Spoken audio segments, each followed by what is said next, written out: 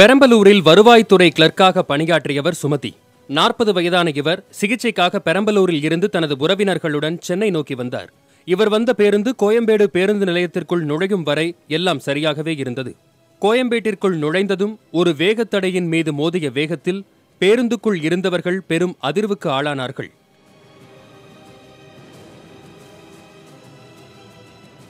இதில் சுமதி பேருந்தின் மேற்கூரை கம்பியில் மோதி பலத்த காயமடைந்தார். கந்தன் என்ற மற்றொரு பயணியும் காயமடைந்தார். இவர்களில் சுமதி மருத்துவமனைக்கு கொண்டு செல்லும் வழியில் உயிரிழந்தார். இந்த சம்பவத்திற்கு காரணம் அளவுக்கு அதிக உயரத்தில் அமைக்கப்பட்ட வேகத்தடையே என்கிறார்கள் பேருந்து ஓட்டுநர்கள்.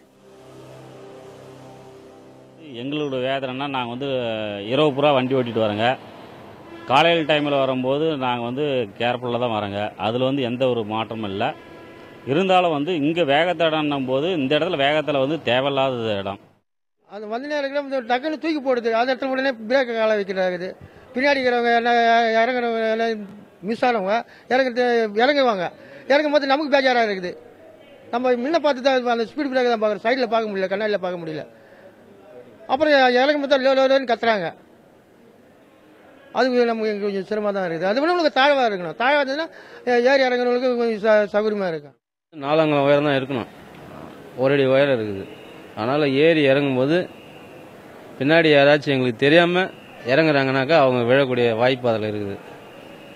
அது மட்டும் இல்லை, அதனால எங்கள் வண்டியெல்லாம் கலகலத்து போகுது. பயணி உயிரிழந்த சம்பவம் தொடர்பாக பேருந்து ஓட்டுநர் ஜெயராமன் கைது செய்யப்பட்டுள்ளார். அவரிடம் கோயம்பேடு போக்குவரத்து புலனாய்வு போலீசார் விசாரணை மேற்கொண்டு வருகின்றனர். சிகிச்சைக்காக சென்னை நோக்கி வந்த ஒரு பெண்ணின் பயணம் பாதியில் வேதனையில் முடிந்துள்ளது.